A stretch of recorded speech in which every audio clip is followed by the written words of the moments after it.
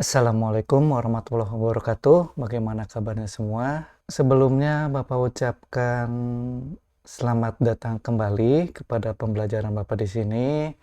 Kalian kemarin sudah liburan semester ganjil. Mungkin ada beberapa hal yang di luar harapan kita semua. Harapannya di semester genap ini kita bisa tatap muka, tetapi kondisi atau keadaan yang memaksa kita masih menggunakan pembelajaran jarak jauh seperti ini. Baik, mengawali semester genap kali ini untuk pembelajaran bahasa Indonesia, kita masuk pada materi yang baru, yaitu mengenai proposal dengan temanya kegiatan. Masuk pada materinya, pembelajaran kita kali ini kita akan belajar mengenai mendeskripsikan informasi penting dalam proposal. Sebelumnya kita pelajari terlebih dahulu apa itu proposal. Proposal itu adalah usulan atau rencana kerja yang diajukan dalam bentuk tulisan yang tersusun dengan baik dan jelas. Menurut Kamus Besar Bahasa Indonesia yang Bapak akses tahun 2015, proposal itu merupakan rencana yang dituangkan dalam bentuk rancangan kerja. Jadi bagi kalian yang masuk ekstrakurikuler ataupun ditugaskan oleh pembinanya untuk membuat proposal, pasti tahu bentuk proposal itu bagaimana, kegunaannya untuk apa. Mungkin kalian sudah punya gambaran bagi yang punya kegiatan di luar pembelajaran di sekolah. Tetapi proposal itu penting dipelajari karena sangat berhubungan dengan kehidupan nyata nantinya yang akan kalian hadapi. Lebih khusus mengenai kegiatan-kegiatan yang akan kalian laksanakan atau akan kalian buat nanti setelah lulus. Kemudian proposal ini dibuat sebelum dilaksanakan kegiatan atau sebelum dilaksanakannya kegiatan. Karena itu proposal disebut rancangan kerja atau rancangan kegiatan. Selanjutnya, kenapa sebelum dilaksanakannya kegiatan perlu dibuat proposal? Nah, mungkin jadi pertanyaannya seperti itu. Sebelum menjawab hal tersebut, perlu diketahui bahwa proposal dibedakan menjadi dua berdasarkan sifatnya, yaitu proposal formal dan proposal semi formal. Untuk proposal formal, kenapa disebut proposal formal? Karena memenuhi persyaratan untuk menjadi proposal formal, yaitu ada bagian pendahuluannya, bagian isi proposalnya, dan bagian penutupnya.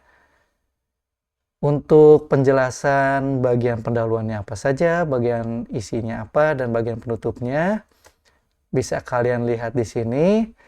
Untuk bagian pendahuluan itu biasanya ada sampul, lalu ada halaman judul, ada surat pengantar atau kata pengantarnya, ada ikhtisarnya, ada daftar isi, dan ada permohonan pengesahannya.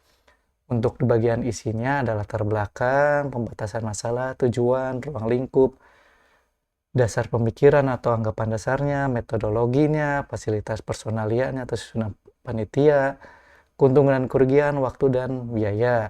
Sedangkan bagian penutupnya berisi simpulan, lampiran, tabel, dan sebagainya. Jika proposal tersebut tidak memiliki salah satu dari persyaratan proposal formal seperti yang kalian lihat di sini, maka proposal tersebut dinamakan proposal semi formal atau proposal non formal. Selanjutnya, berdasarkan kegunaannya, proposal dibedakan menjadi dua, yaitu proposal umum yang pertama dan yang kedua proposal penelitian. Apa sih proposal umum, apa sih proposal penelitian? Bisa kalian baca di sini. Mengenai proposal umum, itu merupakan proposal yang biasanya digunakan untuk usulan kegiatan atau usulan rencana kerjanya seperti apa, dan penggunaan bahasanya pun tidak terlalu kaku. Sedangkan untuk proposal penelitian, ciri-ciri proposal penelitiannya itu digunakan untuk usulan penelitian, lalu menggunakan bahasanya jauh lebih baku, lebih menggunakan standar bahasa Indonesia, Lalu untuk proposal penelitian pun biasanya memuat hal-hal khusus seperti yang pertama, bersifat kritis dan analitis, yang keduanya memuat konsep yang teori yang tepat, ketiga itu menggunakan istilah yang tepat, keempat itu rasional atau masuk akal, kelima objektif, yang keenam konsisten dalam menjelaskan isi yang akan dilaksanakannya kegiatan tersebut. Lalu yang ketujuh itu koheren atau informasi yang satu dengan yang lain dalam isi proposal tersebut saling berkaitan. Mungkin yang menjadi pertanyaan di sini, apa sih proposal yang kalian ketahui sebelumnya? Kalau di dalam sekolah, mungkin semasa-masa pandemi di sini kita sudah jalan 1 tahun. Kegiatan yang Bapak ketahui di sekolah kita itu biasanya kegiatan yang berhubungan dengan hari ulang tahun sekolah. Biasanya ada diselenggarakannya lomba antar kelas. Nah, kegiatan tersebut tidak serta-merta langsung menjadi sebuah kegiatan. Biasanya kegiatan tersebut untuk pelaksanaannya dibuatlah proposal terlebih dahulu. Proposal tersebut dibuat dalam bentuk proposal umum. Selanjutnya, hal-hal yang perlu diperhatikan saat membuat proposal itu, yang pertama, isinya singkat, padat, dan jelas. Ya, tentu proposal itu tidak perlu dibuat terlalu tebal, terlalu bertele-tele. Langsung saja pada to the point, pada inti maksud rancangan kegiatannya seperti apa. Singkat, tetapi tidak menghilangkan informasi, padat, dan jelas. Lalu yang kedua, menggunakan bahasa yang baik dan benar. Walaupun tadi di proposal umum itu bahasanya tidak terlalu kaku, tetapi perlu menggunakan bahasanya yang baik dan benar. Jadi kalau bahasa Indonesia dengan standar baku itu, kita harus melihat standar bahasa Indonesia yang seperti ada di kamus. Tetapi kalau bahasa Indonesia baik dan benar, kita bisa mengikuti bahasa daerah yang ada di dalam pada saat kita membuat proposal tersebut. Kalau kita di daerah Sunda, kita bisa memasukkan istilah atau kata-kata Sunda di dalamnya.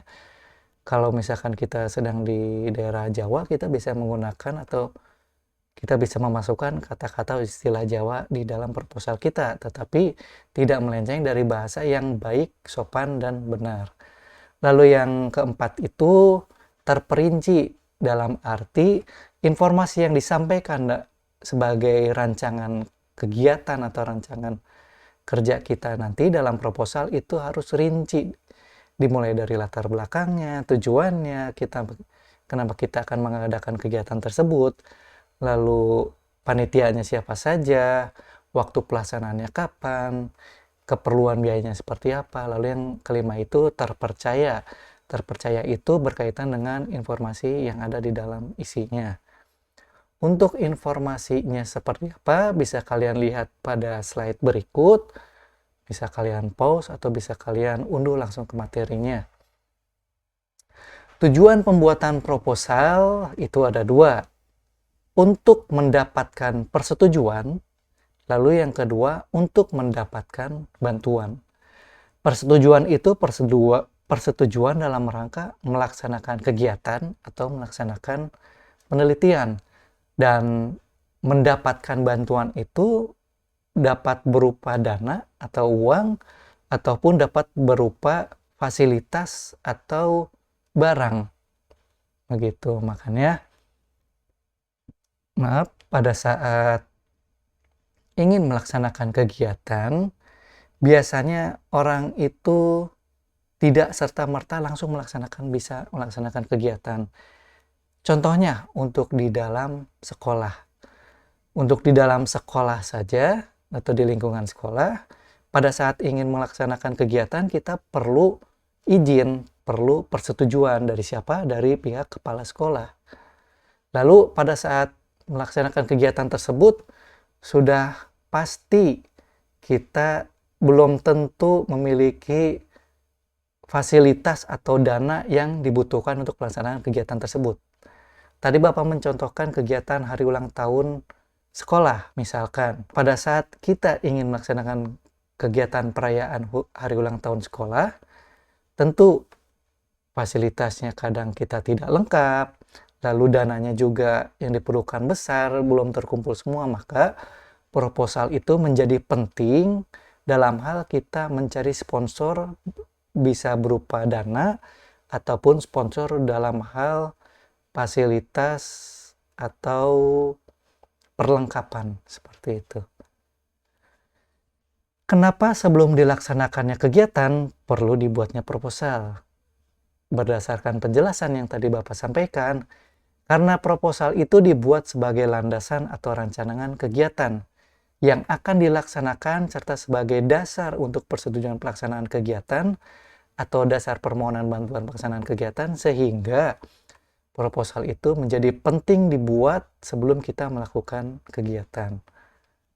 Selanjutnya, informasi penting yang ada di dalam proposal itu antara lain bentuk kegiatannya apa, lalu yang kedua tujuan kegiatannya. Kita ingin melaksanakan kegiatan itu tujuannya apa, tercantum dalam proposal. Bentuk kegiatannya seperti apapun itu tercantum dalam proposal. Kemudian detail kegiatannya bisa dalam hal waktunya kapan, tempatnya di mana, lalu misalkan panitianya, susunannya, sebagainya, itu bisa kita lihat di dalam proposal. Lalu yang terakhir, biaya yang dibutuhkan. Nah, kadang ini kalau misalkan kita tujuan utamanya proposal itu untuk mendapatkan sponsor bantuan biaya ataupun fasilitas, perlu kita cantumkan, perlu kita tulis di dalam proposal tersebut serinci mungkin, sedetail mungkin apa yang dibutuhkan. Gitu. Sehingga kalau Bapak mencontohkan di lingkungan sekolah, tadi untuk perayaan hari ulang tahun sekolah, dibuatlah proposal untuk pertama itu ke pihak sekolah atau kepala sekolah. Kita membutuhkan izin beliau untuk pelaksanaan kegiatan tersebut di lingkungan sekolah.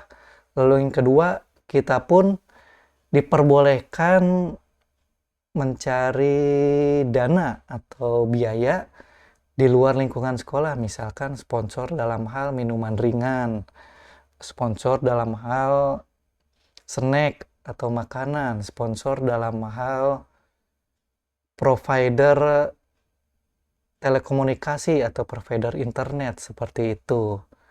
Lalu misalkan di lingkungan masyarakat kita ingin merayakan 17 Agustus, seperti itu. Nah, pada saat kita ingin melaksanakan acara 17 Agustus, sudah barang tentu kita ini misalkan dalam hal panitia kepemudaan, alat itu belum ada, lalu biaya juga belum terkumpul, belum ada, hanya memiliki keinginan ingin melaksanakan kegiatan perayaan 17 Agustus, maka dibuatlah proposal. Proposal itu kita buat juga. Untuk yang pertama kita perlu izin dari pihak desa, lalu yang kedua kita juga memerlukan biaya yang besar, kita perlu sumbangan dana. Nah, proposal tersebut menjadi hal yang penting sebagai dasar kita untuk mendapatkan dana dan persetujuan kegiatan yang akan kita laksanakan. Dan proposal itu bukan hanya terbatas dari kegiatan seperti hari perayaan hari ulang tahun, perayaan 17-an. Bisa juga kita ingin melaksanakan mengadakan konser, lalu kita ingin mengadakan bakti sosial, lalu kita ingin mengadakan misalkan kegiatan amal, donasi. Nah, proposal pun menjadi penting, perlu kita buat karena kegiatan-kegiatan tersebut sudah pasti perlu izin. Dan misalkan belum ada dananya, kita pun perlu sumbangan donatur untuk pelaksanaan kegiatan kita tersebut. Mungkin begitu informasi awal mengenai proposal. Kita masuk kepada latihan kita. Nah, pada masa pandemi COVID-19 saat ini, di mana sebagian besar kegiatan itu dibatasi, bahkan seperti kegiatan belajar mengajar, kegiatan hiburan itu banyak yang dibatasi. Kita pengalaman pada masa pandemi tahun yang lalu, banyak kegiatan-kegiatan ya kita bisa melihat tidak seramai tahun-tahun sebelumnya. Karena banyak kegiatan, contohnya saja 17 Agustus saja tidak seramai tahun-tahun sebelumnya. Tetapi masih ada beberapa kegiatan yang dapat dilaksanakan pada masa pandemi. Nah, untuk tugas pertemuan kali ini, silakan kalian cari jenis kegiatan apa yang masih bisa dilaksanakan pada masa pandemi COVID-19. Silakan kalian cari informasinya, cari inspirasinya di internet. Apa sih kira-kira kegiatan yang masih boleh dilaksanakan di COVID-19 saat ini? Lalu dari hasil jawaban kalian tersebut, masuk pada pertanyaan nomor 2, kalian berikan alasan kenapa kalian memilih jawaban yang nomor 1 itu. Jadi kalian sebutkan kegiatan apa yang masih boleh dilaksanakan pada masa pandemi ini. Lalu yang kedua, alasannya apa? Jawaban kalian tersebut silahkan kalian langsung tulis, langsung ketik pada halaman Google Form sekaligus absensi yang akan Bapak sediakan nanti. Jadi tidak perlu kalian, ya kalau kalian ingin menulis di buku tulis silahkan. Tetapi untuk pengiriman tugasnya tidak perlu kalian foto dan kalian upload pada halaman Google Form. Cukup kalian langsung ketik pada halaman Google Form sekaligus absensi tersebut. Langsung kalian kirim. Begitu. Kurang lebihnya Bapak mohon maaf. Semoga informasi yang singkat seperti ini, pembelajaran yang ya Bapak rasa masih banyak kurangnya seperti ini, bisa bermanfaat untuk kalian, ilmu yang sedikit ini bisa bermanfaat untuk kalian. Bapak akhiri, wassalamualaikum warahmatullahi wabarakatuh.